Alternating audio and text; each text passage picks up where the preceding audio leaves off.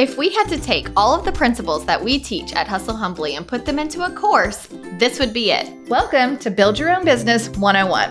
We want to give you a system to take each lead and opportunity that comes in and convert them into a client and referrer for life. Build Your Own Business will walk you through how to prioritize and work each lead that comes in so that no one slips through the cracks. Get more information at hustlehumblypodcast.com/BYOB.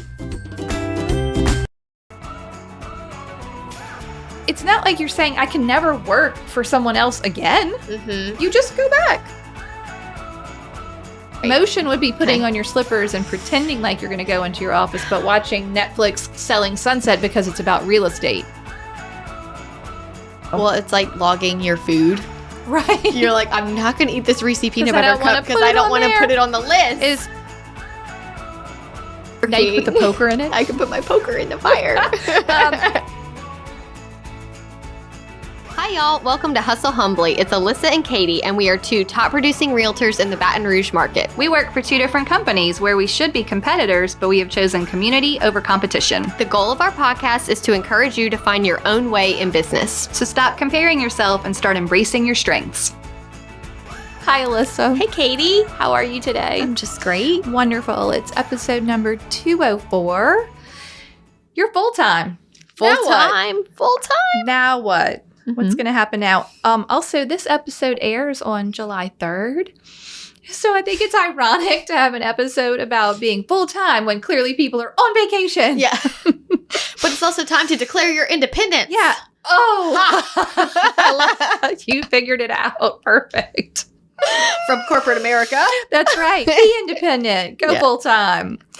Yep. Do you want to tell us what inspired the episode? Yeah. So in our community, in the Hustle Humbly community, we had one of our members last year comment that they had just gotten laid off from their full-time job. Mm-hmm. So this was kind of a forced, okay? And in some ways, I think this is best. Right. Sort of like, I don't know if you remember, I was bartending and working events, trying to be full-time. Mm-hmm. Set a goal for savings and kind of had to cut it short when You had a client. yes, I had a client that realized, well, he was at an event that I was bartending and was very turned off that his realtor Right. was not full-time. Was moonlighting as a bartender. Yeah. And I was like, well, if you would buy a house, I wouldn't have to bartend anymore. Help me. It's like a chicken and the Help egg me, situation. help me. So I took the plunge at that time a little bit before I was ready. Right. And it was scary, of course. And so in this message that we got, it just made me think of how Yeah. sometimes people are forced into being full-time. I felt sometimes- relatively forced by how miserable I was in Yeah. my full-time job. I was like, I can't do this anymore. Right. Okay, carry on. Okay. So he had been an agent for 2 years, Okay. not full-time. Right. That's a long time. That's a pretty long time. I think it was time Yeah. to make it happen.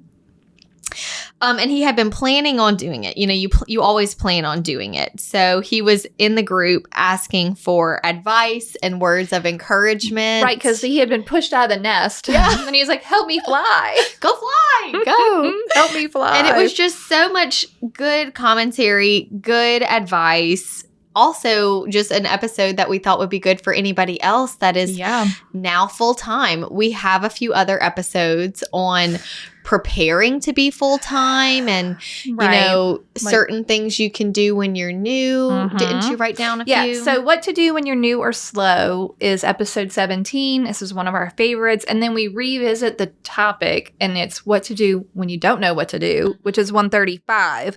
I will say that I'm trying to be mindful to keep the lens of sometimes when you go full-time, in that case, like the message, probably isn't super busy. Sometimes when you go full-time, it's because you've acquired so much real estate business that you're like, well, I don't need the other job. I'm too busy in real estate. So I think we're going to give a lot of advice if you're going full-time and you're not slam busy, but I'm going to try and also bring back in the fact that maybe you're going full-time because you are busy. Like maybe it is I have so much business that I'm ready. But I think most of us do it out of necessity. Right. We're just like, we gotta go all in on this, right? Right. Because that is and I think a lot of this is a mindset thing. If you don't feel like this is your main gig, if you don't like look at it that way, then you kind of don't fully commit, and you can't do it halfway and be really successful. And consistent is, I think, the most important thing. So that's kind of how we're going to frame this one. I have lots of great ideas of things you should do. Okay, great. Or could do. Yeah. Because you're going to have a lot of time. You are going to have a lot of time. And one of the biggest things that I wrote down was that you are in charge of your time. Right. There is no boss calling you to say, hey, are you at the office? Where were you today? Yeah, where were you? Are you taking time off? Oh, you're getting your hair done in the middle of the day? Yeah. Like, you are held accountable. Right, for your time. Yes. For your own time. It is up to you. It's so funny because that's the first thing I put on my things you should do now. Oh, good. Plan your ideal week and your ideal month. And if you've ever listened to our time management episodes with Anna Cornick, she has a great podcast called It's About Time. She is the one who teaches all about your ideal week. Obviously, we understand that real estate is flexible and cyclical, and it's not the same every week. But I do think you need to sit down with yourself and say, okay, now that I'm transitioning to this being my full time, so let's just call it 40-hour a week. Probably won't be every week, but let's just call it that. What are you going to do with those 40 hours? Like, you've got to sit down and think, these are the things I'd like to get done in the course of the week. Yeah. So I think getting out like a calendar and actually thinking that through, like, what are your strategies going to be? Do you want to do an open house every other weekend? Do you want to commit to one like you did in the beginning every single weekend? Like, what are the things you're putting on your calendar? The other thing I think you need to put on your calendar from the beginning, especially if you're busy starting full time, is your off day and your office day. Like, put them on there so that you know every week I need an off day, I need an office day. Maybe I want an open house. What are you going to do during the week? Yeah. How would you schedule it, or how did you schedule it when you went full time? I can remember when I got back from my honeymoon, I was newly in real estate, not very busy. Right. Now, newly married, newly living with someone that had a pretty strict work schedule. Right. And I remember feeling very inadequate for a minute there, because now I am not living alone. And someone knows if you're in your pajamas all day. Yes. And I just felt like, okay, Alyssa, you have to figure this out. You have to plan better. And so what I did was I looked at, my brokerage and looked at the calendar there and committed to the Monday morning meeting every Monday and the Wednesday sales meeting. I was like, if I can get to those two things every week, first thing in the morning. And it was so true. I felt like just after that, I would just work in the office, and sometimes people would throw me a lead, or I'd hear people talking, and just putting myself in the environment energized me, and the business just started happening. Yeah. What is the saying? The harder I work, the luckier I get. Right. That's how it felt for a minute there. And I can remember we had an agent in our office who was leaving because of like her husband's job or something. And she had like 5 listings that were not the greatest listings in the greatest areas. But because she was leaving, we had to reassign her 5 listings. And my broker came to me, and I was new, and she was like, you want to give it a shot? And that was a huge boost, 5 at one time. I think like 3 of them closed eventually with me. But just finding out, when am I going to show up? I liked that there was some sort of meeting. If you're in a company that maybe doesn't do meetings, you likely do have a local board. Yeah. So looking at that calendar each week and saying, what things am I going to do to get me out of the house on this day? Yeah. When you get up and you get dressed and you show up, things just happen. Right. It just happens. Agree. That was my next, that's exactly what I put. Put yourself in real estate situations. At home, on your couch, watching Netflix, no matter what show it is not a real estate situation. Right. And I think that going into your office is how I was successful as well. Like, I went physically into the office and watched, maybe that day I literally had nothing to do, and I'm listening to people make real estate calls, and I'm watching people do, be in a real estate environment, and that is going to help you to eventually things are going to fall in your lap, or just having your mind be on that focus. What you focus on grows. We've said this a million times. So you have to be in a real estate situation. So what about agent tours? Yeah. They are happening all of the time. I mean, in our market, I assume in most markets, and you don't have to be, it's not just for your office. They come from, go talk to some local title companies. They're the ones who usually sponsor the tour. Get on their email list. You'll know where the tours are. Go drive through neighborhoods. Like, there's so many ways to put yourself in real estate situations in a real estate mindset. I had sales meetings too, but you got that one. Go to the board and take the classes. There are other agents there. If you go to the board, you're going to see postings for other events. Be around other realtors, especially if you're in a small office or an office that doesn't have a physical office, right? Yeah. You got to get in front with some people, right, that are doing real estate. One of our listeners commented, I wanted to read her comment on his post. And she said, when I started real estate, I kept my original full-time job as a consultant. I made the switch to real estate because I was liking my other job less and less. And one day I was like, that's it. I need to do this. It was the best decision I ever made. And once I was only doing real estate, everything just took off. I would definitely stick to the full-time real estate schedule. And I was like, that is how I felt. Yeah. Once I committed and started showing up. Yeah. Things just happen. Oh, that's a great point. Yeah. Because I was full-time from the very beginning, but that's a joke because the first 3 months when I was at the original broker that didn't work out, I went to the office a couple times and then I just got like in my head, it wasn't a fit. There were other things going on and I didn't do anything. Right. Then when I went to the smaller office and I showed up every morning at 9 dressed and ready to do work, that's when it took off, right? So you have to put yourself in that position. Of like how we say, it takes 3 years to really get established and to start seeing the repeat and referral business. But the clock doesn't start until you're doing what you're supposed to be doing. You're not really a full-time agent until you work full-time hours. So you feel like your first 3 months, kind of like your clock hadn't started yet. It didn't. You were licensed, but you can't say, I was giving it my all. No, it doesn't. It takes 3 years of giving it your all to see what your business looks like. Is this going to work out? Yeah. We had an agent in our office the other day, and she was saying, I've joined all these things and nothing's working. And I'm like, so when you go to these luncheons for the networking group, how many people are you meeting? Are you showing up late, sitting in the back, leaving early? No one even knows you were there. You shouldn't have gone at all. You should have just stayed home in your bed. Right. It's like you really have to, and I think that's wise of you to be able to look at it and say, I wasn't doing what I was supposed to be doing. And that's hard to do. Yeah. I was fully unemployed. It's like that self-accountability to say, I feel like I'm so busy all the time, but what am I actually doing? Right. Oh, yes. Chelsea had an episode on Marketing Bar recently where she's talking about James Clear's idea of the difference between action and motion.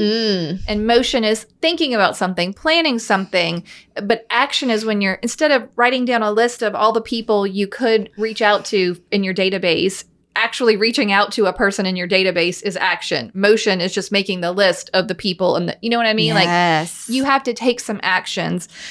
When you're putting yourself in those work situations though, in the community with other agents, hopefully in your office or even at the board or somewhere else, find the experienced agents and then offer to help. See if you can just be near them. Ask them what's going on. Ask them what difficult transactions they're working on. Like, learn from them, but the more eager you are to learn from someone, the more they're like, okay, this person wants to work, and then they're going to give you those extra leads or let you go do their open house. Or you can't just wander up to a strange agent you never met and be like, I would like to do open houses for you. Right. You're going to have to build those relationships too. I know. I think being in an office is so important. One thing you said about leads and open houses, I had a new agent come to me recently and she was like, I'm trying to build my database, but it is going so slow. I'm new to the area. I don't know anybody. I'm doing open houses. I'm doing phone duty and I just can't seem to get people in my database. I said, let's pause for a second. When I think of open houses and phone duty, I'm thinking of that as leads Yeah. to follow up on. Not database. Not database. Mhm. Database is relationships. Right. People that would recognize you if they saw you, say hello. Right. That you would send your them Christmas card a Christmas to. card. Okay. So we had this whole conversation about, what is she passionate about? Where can she go to do something that she loves, to meet people that she can form relationships with and add them in the database. Yeah. And so she was just talking about some of her hobbies. And so she started looking up groups that meet regularly about those specific things. Great. I'm like, yes. That's perfect. But she was stuck because she felt like she was working so hard, and she was, but she was thinking about it the wrong way. Right. She wasn't also forming the relationships. And in the beginning, when you're trying to get a business started, you have to have your pokers in a lot of different fire. Like you're irons, really your irons. Oh, I call them pokers. Your irons. Your irons are in the fire. Yeah, your irons. Okay, go on. So you have to be able to say, like, I am doing this. Yeah. But I think what happens when you're new is you focus on one thing so much. Yeah. And then you think it fails. Yeah. And then you move on. Yes. And you have to have a lot of different things in the works. Yeah. Thousands of real estate agents have purchased Email Templates 101, and we wanted to share some reviews. Nikki said, love these templates. I've been an agent for a little over a year and have done quite a bit of business, but this was my first time using the email templates from start to finish through a listing transaction. It made it so much easier, and I feel so much more organized with these systems in place. That's what they're there for. Absolutely. Shannon said, I just sent my first seller just listed email and they loved it. That one is my favorite. It's so good. So, so good. Mandy said, these email templates were a great investment. They would have taken me years to put together on my own. They did take years. They literally took years. That's how long it took us. So with email templates, you get 12 buyer templates, 17 seller templates with attachments to guide you through each part of the process. And each template can be customized to fit you. Check out episode number 31 for more information, or head over to emailtemplates101.com. Also, because we're such big proponents of your database, and that is a long game play, I think what I've been giving a lot of thought lately is that it's okay in the beginning, in the middle, in the end, wherever you are in your career, to have multiple lead sources, multiple places that you open house, phone duty, whatever it is, door knocking, whatever one you want to do, or online leads. Maybe you have a series of these things, but your database should be that thing that's weaving through all of them and collecting the people that you end up with a meaningful relationship. Can you build a meaningful relationship with someone you met at an open house? 100%. But it's not the minute they put their name on your sign-up sheet. No. It takes a lot of effort to be intentional about that relationship. That's an email list, right? Yes. That's not a database. But I think that maybe people are feeling like, or maybe I'm just starting to see it that way. Like we're saying, oh, you should work your database and let everything fall by the wayside. No, your database should be the partner to any other way that you're getting leads. It's always there. It should always be there. It should always be the end goal, though. Like after 3 years of putting in the time, maybe it is the only way you have to find business. Right. But somewhere along the way, if you're a full-time agent, you're going to go out there and find the message that tells you should be dialing for dollars 3 hours every Tuesday or whatever they tell you to do. You don't have to do that, but you're going to have to do some activities. Yes. Okay. Action, not motion. Okay. All right. My next thing on my list, if you're going full-time, what to do now, you should, which is exactly what I'm saying, have a strategy to get business. So sit down and think, I'm going to like you did, I'm going to call 100 for sale by owners. We agree maybe that wasn't the best plan in the end, or maybe you should have stopped at 40. But even still, what is your strategy going to be? What isn't a strategy is no strategy. Right. Like I'm just going to sit at home, wait for the phone to ring, hope that my family wants to buy a house this year. I posted on Facebook if anyone needs to buy or sell a house to call me. Posted one time. But Alyssa, you posted that one time? Right. I post every week that I'm a realtor. Right. That was also a good point that we were discussing was what you are posting, it is more effective to post the house you are in, the open house that you are holding open, the house you are touring. Give a tour of a neighborhood. Like, show yourself working. Yes. Show that you are working instead of posting, I would like to work. Like, do you want to work with me? If you have no office, no business, no meetings to go to, no nothing, you live in a place with neighborhoods. Yes. Go drive through a neighborhood every week and be like, on your social media, hey, this week we're doing this neighborhood. Mm-hmm. Here's some, details. They have a sidewalk. They have a walking trail. They have a great front entrance. Here's what some of the houses look like. Walk through it with your video. Mm-hmm. Like,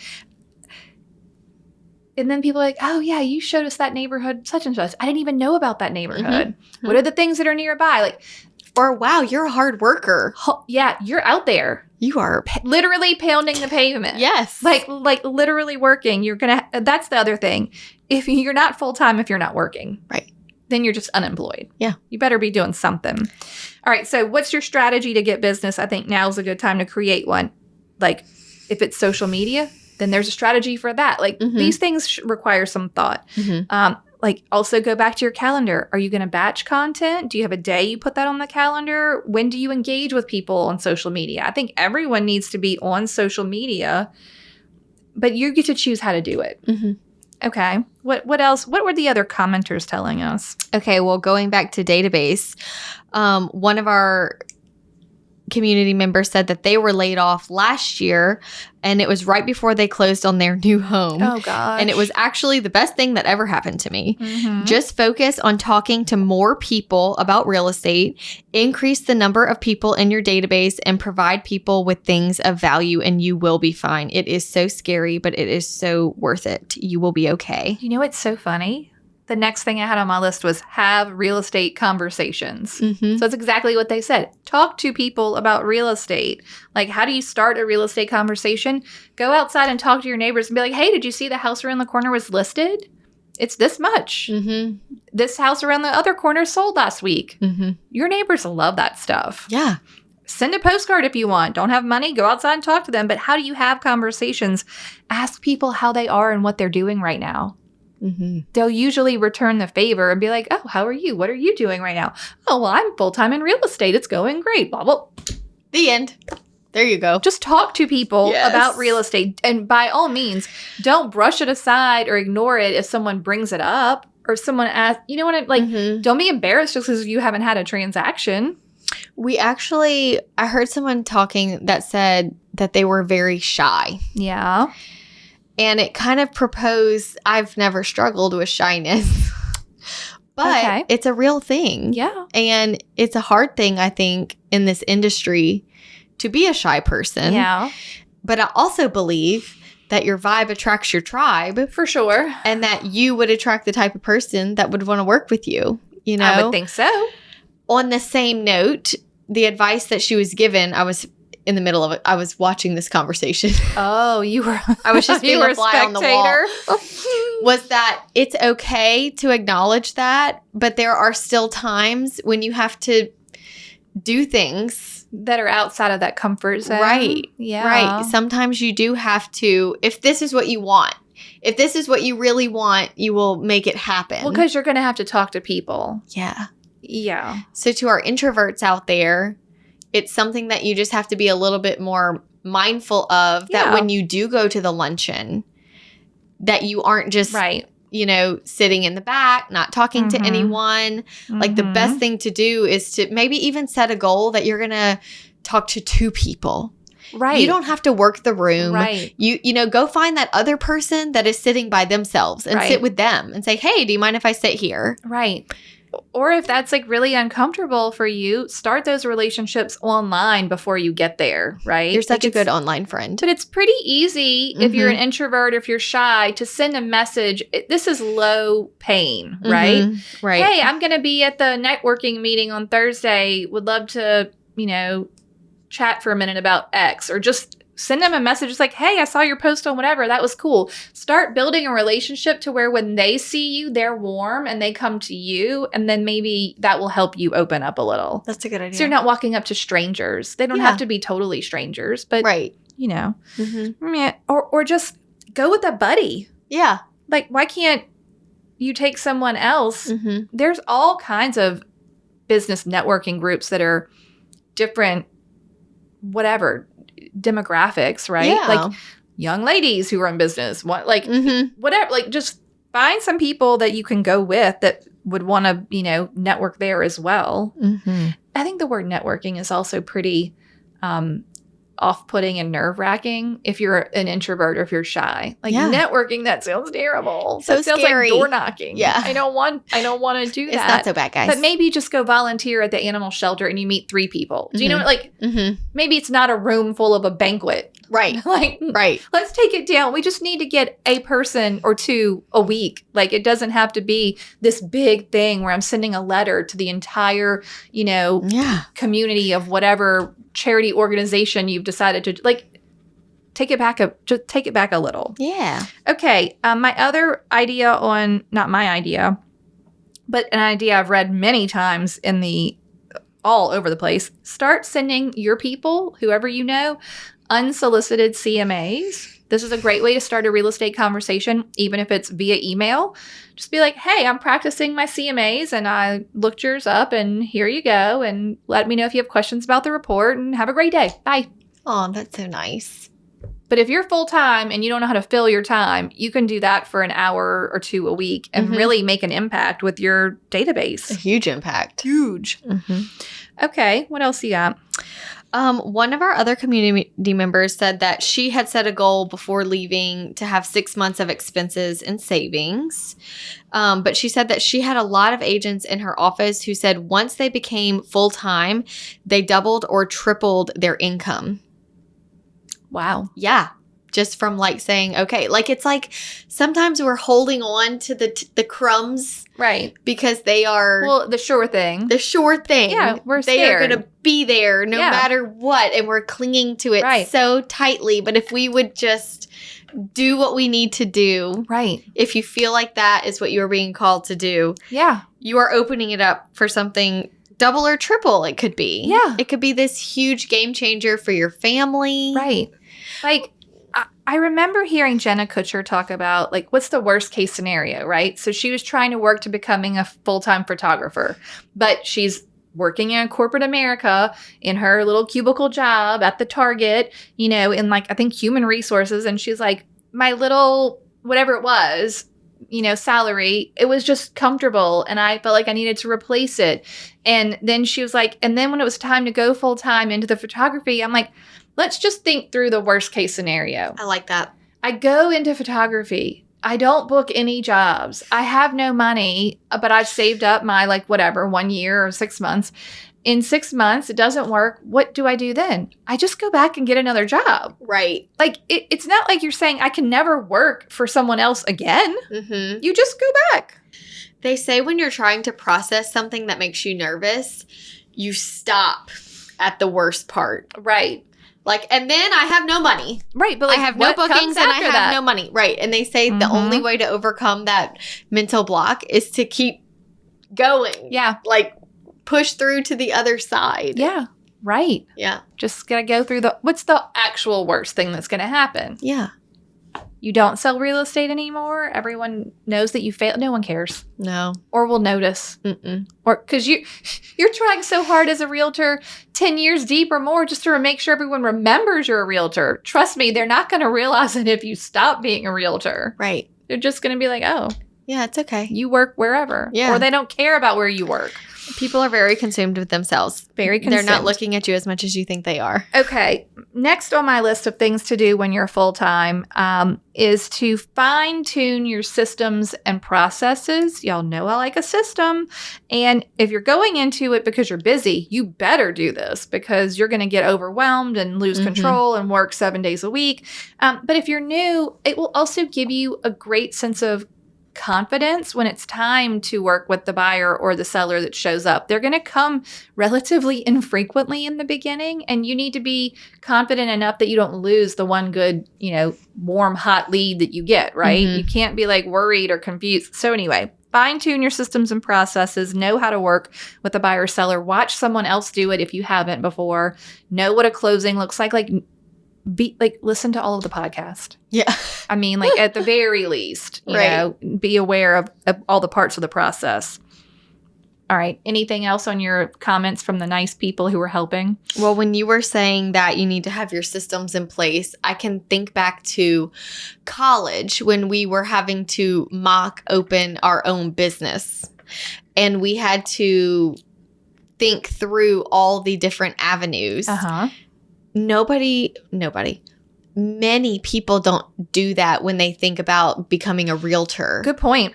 They're just like, I just get licensed. Right. But they're not really thinking about it as an official business. Right. Do I need a business account?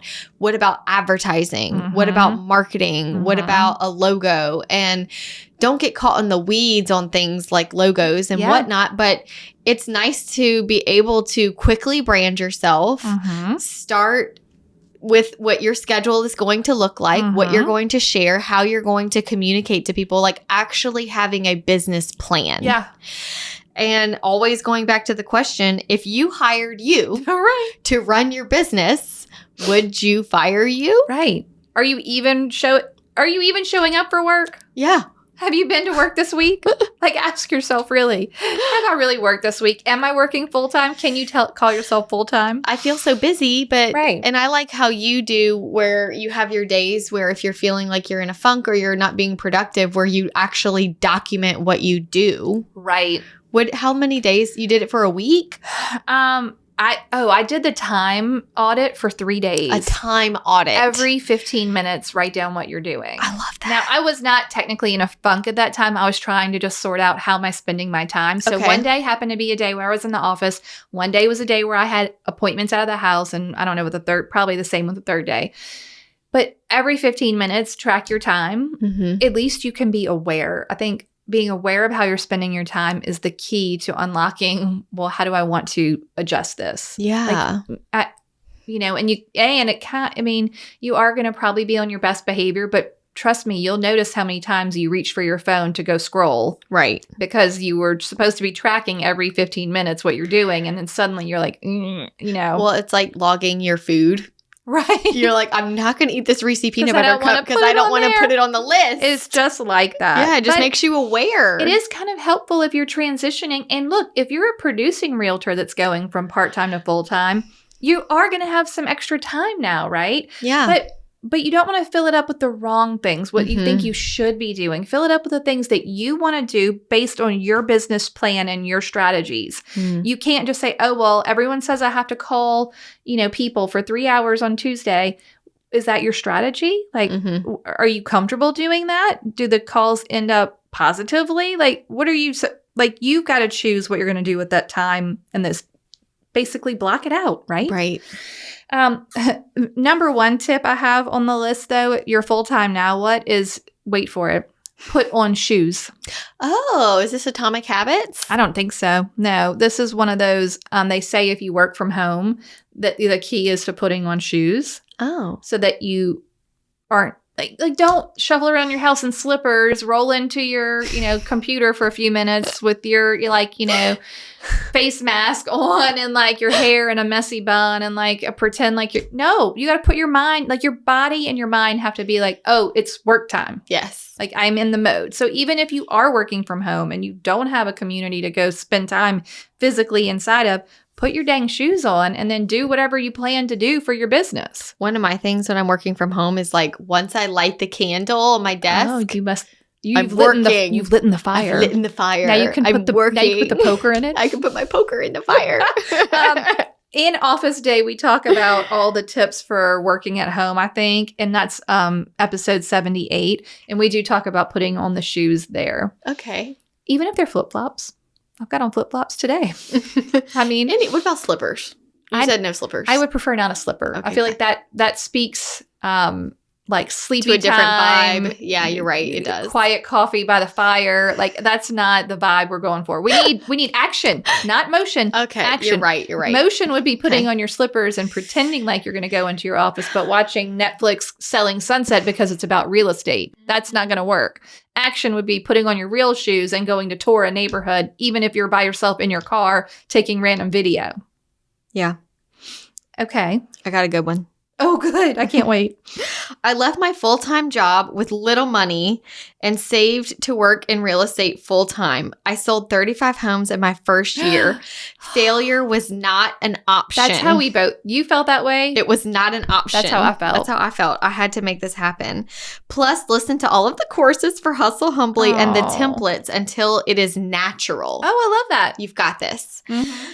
I like that too. I think the natural thing, it does come. Like once you get into this rhythm, people are like, how many, can I see all of your checklists and this and that? But most of that is just, I'm on autopilot because I do it so many times. Practice makes perfect. Practice does make perfect, that I'm not having to refer back and be like, oh, wait, I have a contract. What do I do now? Again, let me look at my checklist. It is a level of confidence that permeates your business and that your clients pick up on. Mm-hmm. Your confidence comes from not just having the checklist or the template, but in knowing it and it being part of you and you like really internalizing what's the process? How do we go through this? What happens next? Being able to answer questions on the fly from a client is huge when it comes to how confident you feel and how they feel confident in you and how they feel like moving forward. Like you can easily help people feel confident in their decision to buy or sell based on the amount of confidence you have in the process in general. Oh, yeah.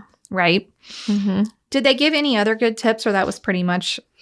There was one more. I'm looking it up if you have anything else. Well, the last thing I had that we kind of touched on though is to use social media. I think that it would be kind of silly to say that's not part of my strategy because it is a free way to reach everyone, even if database is what you're doing, even if online, whatever it is, you have to be online. People are going to look for you there just like they're looking for their houses there. So I think you want to set up your accounts with good bios. Make sure you have an account on all the places. Make sure that, whatever parts of your business are going to be digital, that they look good and that they're there and that you have a process to check them every month or so. So I like the thing that says, I wish there was a free way for me to like keep up with people in my life and see what's going on in their personal life and kind of snoop around and like, it's called Facebook. Right. Like it's there. It's there. Go learn about your people. Okay. Is that everything that you have? I did. Look, I checked off my whole list. Okay. It's well, not listen that how hard. fun this is. Okay. Let me hear it. He posted in December that he got laid off. Right. One of our community members checked in with him 2 weeks ago. Love it. On the post. I love a check-in. I know. And she said. So it's December and now we're, okay. Yeah. Love and it. now we're in May. Okay. At the time of this recording. Love it. And she said, are you full-time now and how is it going? I want to hear it. He said, thank you so much for asking. It has been really incredible. It feels like the universe is telling me that this was the right time. I'm on pace to do double what I did last year, which makes me feel so relieved. Oh, yeah. I love that. Mm-hmm. He said, if I would have stayed at my other job and tried to do this much work, I would totally be drowning. No doubt. Yeah, you That's can't. the other that thing. would You've be got super to hard. cut that cord at some point. Yeah, because I love it. You'll be so overwhelmed. Mm-hmm. Okay, well, great. Success story. Success. Loving that. So if you're going full time right now or you're on the fence, I hope this is a motivational type episode. Mm-hmm. You can do it. I think just being honest with yourself, not being afraid to be hard on yourself and say, hey, I know you felt really busy yesterday, but none of it was work related. Right. Like, was it motion? Yeah. You're just moving, but you're not actually being intentional. Right. Yeah. It's a good point. Yeah. Okay. So good. Are you ready for the toast? Yes. Okay. This one comes from Lacey Wilson and, two people, and Scarlett Chenevert, and they're toasting to Ken Capasso. Okay. Capasso. I don't know. They're in Casper, Wyoming. Oh, that sounds like a pretty place. Doesn't it sound like a pretty place? Wyoming, I think, is all pretty, that area. Okay. We would like to toast our fearless leader and broker, Ken Capasso. Ken is super supportive of our businesses and is always available to help us through difficult transactions and is more than willing to invest in our brand to build up our business. Ken has been a strong support system and advisor to our real estate businesses. That's great. That's a great broker. I know, right? Good job, Ken. So cheers to Ken. Cheers, Ken. And thank you to Lacey and Scarlett. And y'all have a great day and, take some action. Yes. Goodbye. Okay. Thank you so much for tuning in to the Hustle Humbly podcast. If you enjoyed this episode, please go to ratethispodcast.com/hustlehumbly and leave us a review, or like this video. Don't forget to subscribe to the channel and hit the bell for notifications. If you have an episode topic or someone you'd like to toast on the show, please email us at team@hustlehumblypodcast.com. Find us on social media at Hustle Humbly Podcast. Don't forget to find all the free resources at hustlehumblypodcast.com/resources. See you next week.